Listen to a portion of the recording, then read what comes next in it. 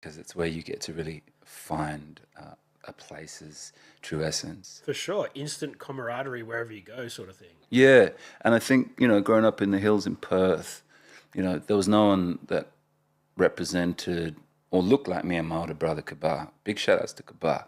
He's the reason I'm anything. He's a genius kid, and I was lucky to have him as a big brother, and I still am.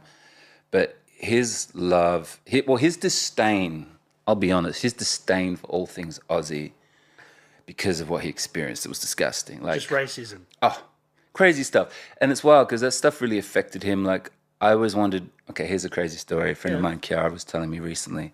She's a girl, a woman now, but a girl we kind of grew up with. Her parents were good friends with my mum. And Kiara goes to me, I don't know why we're going straight to this subject, but we start talking about different things because she has a son who's a similar mix to myself. And she goes, we're talking about racial stuff. She goes, the first time I ever experienced what racism was, I was hanging with you guys. And I was like, oh, yeah, sounds right. She goes, no, but you were like 4.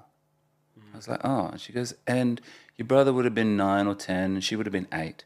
She goes, you remember that? She goes, remember that fucking neighbor? I had this fucking neighbor. He was just down the street, and he came out and started yelling all these expletives at us as kids, at you, your brother, and at me for being with you. And then he set his German Shepherd on us. What? Yeah. And so she goes, we ran up the tree, and I all my youth, I couldn't remember why I'd always been petrified of dogs, any size, just totally freaked out. And I You got PTSD from that. yeah, it all came back. And so I was really good, and I've always been good at overlooking trauma.